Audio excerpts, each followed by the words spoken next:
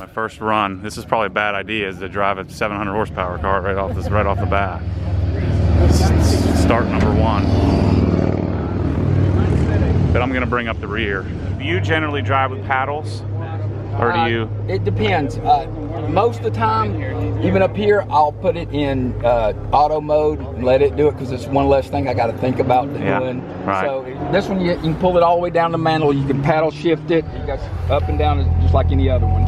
So what about modes and stuff? What do you normally drive in the mountains? In the mountains, I normally drive it in sport mode. You can put it in race mode, but it really keeps the RPMs way up in the power band all the time. Right. So unfortunately, these things are known to heat soak with these superchargers. Yep. So if you leave it in race mode, you just beat, yeah, you're gonna overheat. You're always up, way up in the height of the RPM band. We don't need it out of here anyway. So normally I just keep it in sport, which will still give you the quicker shifts. Yep. But it gives you the same, the heavier steering wheel, the feel, everything. Magnetic shocks, pretty much the same as race. It just doesn't keep it up in that higher RPM range that you would normally. So how do you adjust that with the knob right there on the? Yeah, right here's the knobs. You can see on the display. That's track mode. Yep. You got a sport mode, touring mode. Really, you can just I don't know if you could hear it on the camera or not, but it really quiets the car down. So if you're just cruising on the highway, it's just nice. You can have a conversation in the car. You got eco mode, would actually supposedly turn some of the cylinders off. Yep. I never drive it in that. And then you got weather mode if it's just pouring down rain. Sure, yeah. Do you have, is that anything aftermarket on this? No, this is the only thing aftermarket in this thing is the floor mats. This car is 100% stock. Okay, cool. In the rear diffuser, I put an aftermarket, but other than that, the exhaust, everything's still 100% stock, because I still got the warranty on it. I'm not going to give GM any excuse to avoid the warranty, so it's 100% stock. Okay, so manual mode is traditional. You would go all the way down. You would just drive. You're in auto mode. Put it M for manual, and then you got all the paddle shift. Paddle shift and everything else. Red line is not that I'm going to be redlining. 6500. Gotcha. Yeah, it's going to be weird for me. I've never driven a high torque, big old displacement car. This will be my first Corvette roll. It's that low end torque is quite a bit different. You think I'm going to be converted after this, right? Yeah. Yes. You're gonna fall in love with that low end torque. All right, we're about to find out. Same thing. Again, I don't know if it's going to show on in your camera or not, but you got your heads up hood display. Yep. Right there again, I don't know. It probably won't show. Yep. When you get in here, Matt, right here, where it says HUD, I can adjust that's going to adjust up and down. Yep. The brightness of it. So the brightness, I got it just full as bright as it can be for right now. I like it. That way I can see the RPM gauge. Yeah, like I said, I keep it on the tire pressures up here. So we know what the heck's going on. But your thing right there, that's your gauge for. It'll tell you what the percentage of your PSI on your supercharger is. Ah, okay, our boost controller. Yeah, boost on the supercharger. Sweet. All right, you sure you trust me with this thing? Yep. Maiden voyage, an American beast. I love having the hood there that I can see the RPM. Yeah, I don't know why any car over a certain... yeah, let's go windows up so we can hear what we're saying. Any car over a certain horsepower or torque doesn't all have heads-up display.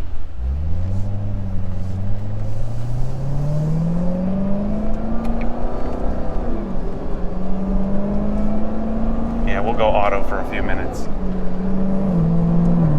It's amazing how high up my head is. Yeah. So the first thing I noticed, this thing is wide. Yeah, so this, my experience with these cars, I've just never, I don't know why, I haven't driven a lot of cars in my life. Yeah. And so I've just never had any experience with one. I don't know. I've been around a lot of them. This is why I don't do car reviews, because I never know what to say.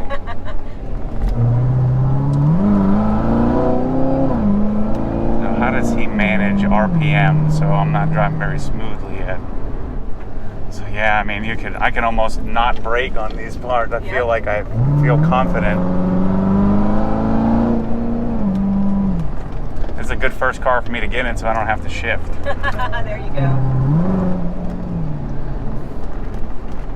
Yeah, but this is super easy. I'm not even breaking a sweat. Yeah. Now we're not going particularly fast, but Well, and it's got the carbon ceramic brakes too, so Yep. if you have to brake, it brakes. It grabs. Sorry, he's gonna be much smoother than I am until I get this figured out. You're good. See, I think the key, the trick to this versus cars that I'm used to is coming out of turns with all that torque. Right. You got to be careful not to. Right. Now the traction control is going to shut me down, but traditionally cars that I'm used to, I got to be high up in the RPM range because we don't have the displacement that we have here. So what better way to experience your first Z06 at the Dragon? That's right.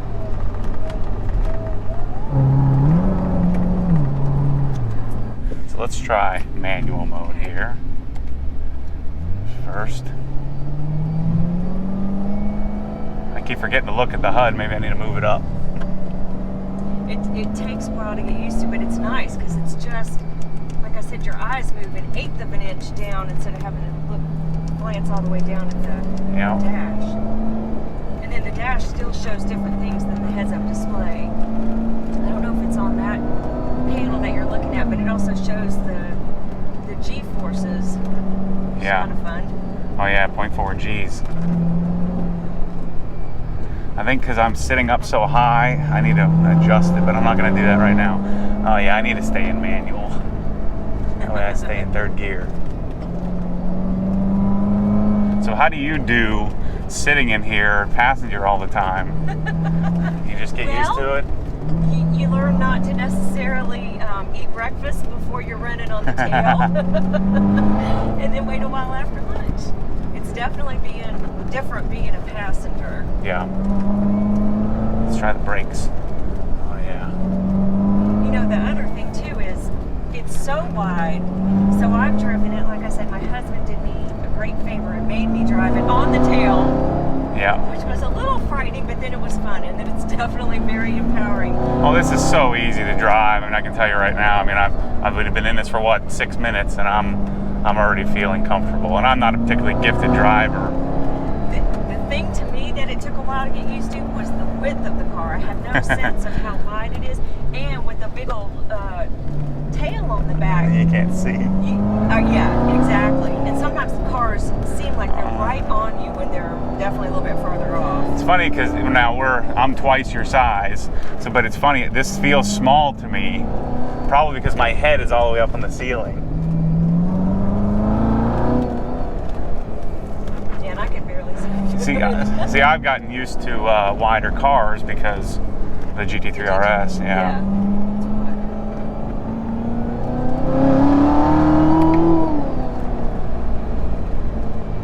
Are the tires wider on this than on that one? Yeah, these are, I believe, 335s. I think mine are 325s. Yeah. But the front is much wider on these. Steering feels good. Oh, there you Very go. direct. Yeah, I definitely like being in manual mode, so I can keep the RPM somewhat up. Where you want them. Yeah, so I'm riding in second, third gear. On the display too, it's fun because you can see not only the G-forces, but you can see the lateral and vertical movement of the car versus horizontal. Oh yeah, I could get used to this. Surprisingly easy to drive. Now the auto, the shifts are pretty delayed. I've noticed, like, to go from second to third, it takes a second. Unlike, like a double clutch, like a DCT, it's instant. What is it like in manual on this? Well, see, I'm in manual, so I'm in third, and I shift a second.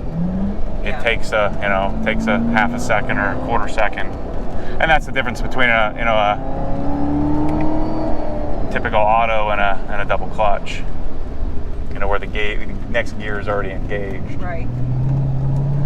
Now, I think the new 10-speed auto in the new cars, like the ZR1, I think is quicker. Well, and it's got the rev matching too, which this one with the auto, with the 8-gear auto with the paddle shifts doesn't have the rev matching. Yeah. I don't think. No.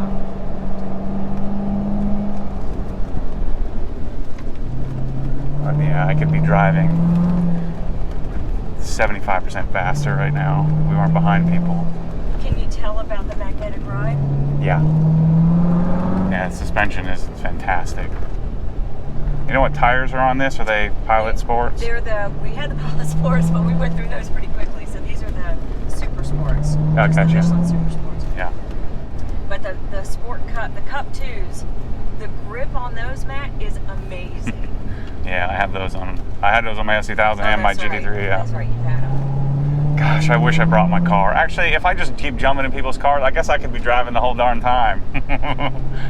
Yeah, there you go. And I think people will let me, right? I'm not a bad driver, right? You're an awesome driver. You are an awesome driver. Especially being in a car I've never been in before. That's right.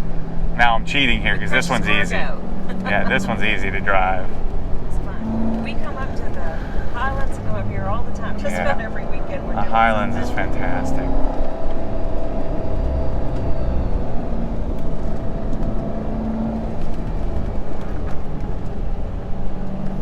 Now, does John do track stuff? No, we haven't done anything on the track. He likes these roads. He likes this kind of driving. I can relate.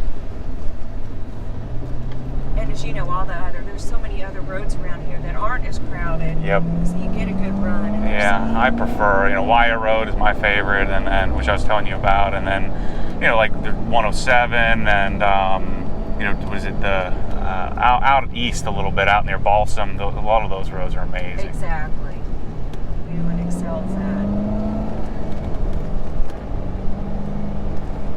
Yeah, I've got to get down lower. I'm looking at the. Yeah, I generally like to be upright. It's kind of hard to adjust it in the middle of the dragon. Well, that's true. Here we go.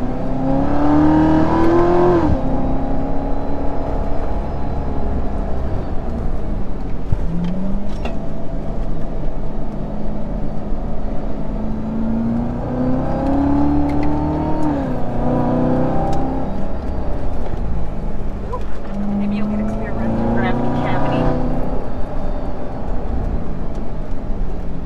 Now this is fine with me. I'm happy with the speeds we're going. Now I don't have to push the limits.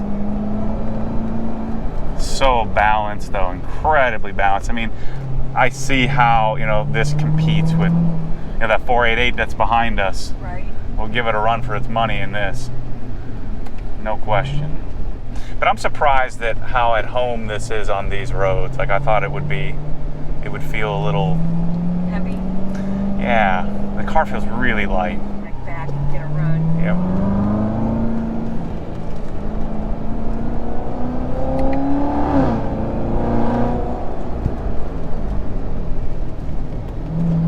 The different modes are nice too, because like you said, you're in manual, but the sport mode sounds good. But then even just when we're on the highway, we put it in. Yeah, comfort, economy, And it's fun. We just talk, listen. Woo. Woo. It's funny, all that torque. I'm bogging in third gear and it still pulls me right out of it. Side visibility's good. And my head. Just the mirrors too.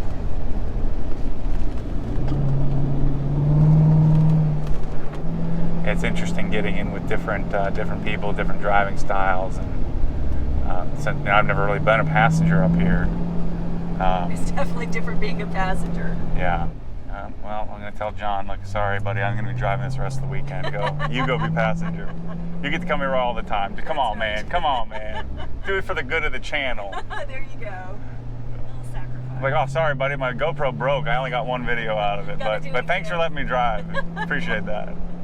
There's 1,000 car reviews on this car, I'm sure, and so I don't have any, aspirations to be a car review. I'm sure I could be, but reading off specs and things like that doesn't really matter to me. Everybody's heard that. I think more of it is just what's my impression, and I think I'll do better when we do the podcast later. So make sure to go check out the podcast. Well, I've never met a Corvette owner that doesn't love a Corvette. Yeah. I haven't met too many that ever bought one and then don't have one. But one, like two, buy one, three, keep. another, Yeah, another, right. yeah. I don't know. I think my channel would do really well if I had one. There you go. The Porsche guys wouldn't like it, but Corvette guys will welcome you, man. You know, that's the thing, though. Car guys are car guys. It's just, you can appreciate a good car, a fun car, whatever it is. Well, that's what's cool about our event here is that we have, I mean, do we have any repeat cars?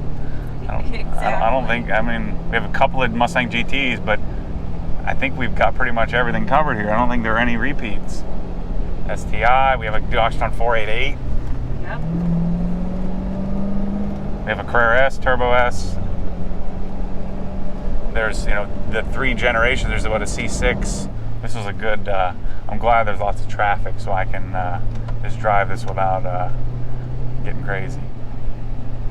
I do like on the passenger side, though, I've got 2 chicken Oh, shoot, I didn't even see that. That's amazing, yeah. I'm over in the M4. The M4 doesn't even have a thing up top. There's nothing. I'm just sitting there. Yep, I've got 2 handles right here.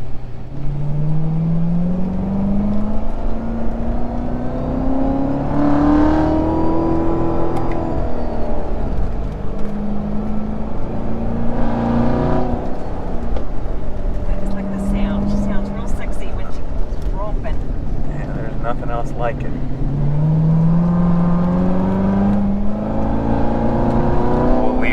We'll leave Jim in his 488. See ya.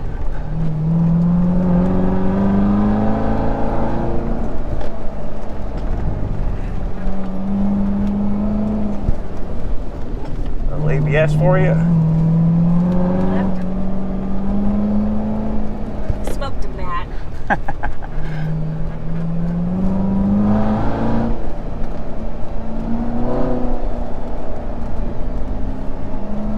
I like it. I hate to say it. I told and I have to eat the words. I hate to say it. I hate to admit it. But I like it. Oh. What's he doing? He's looking backwards.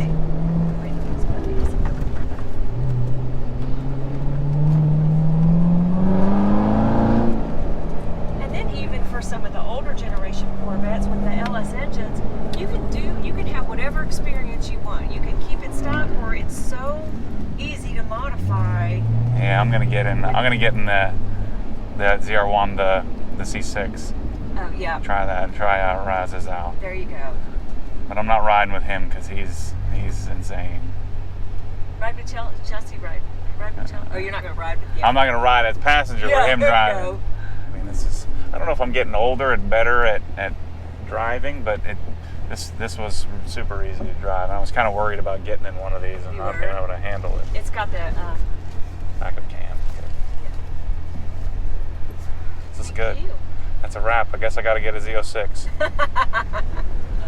Love it. So here's the Z06. I just took for a ride. Supercharged V8. Stock. A lot of fun. I really, really like this.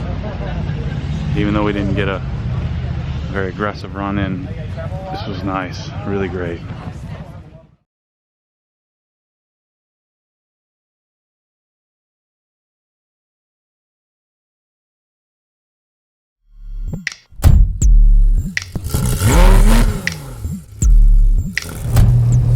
What happens when the force pulls you back, your foot naturally comes off the gas. You have to keep your foot to the floor, foot to the floor.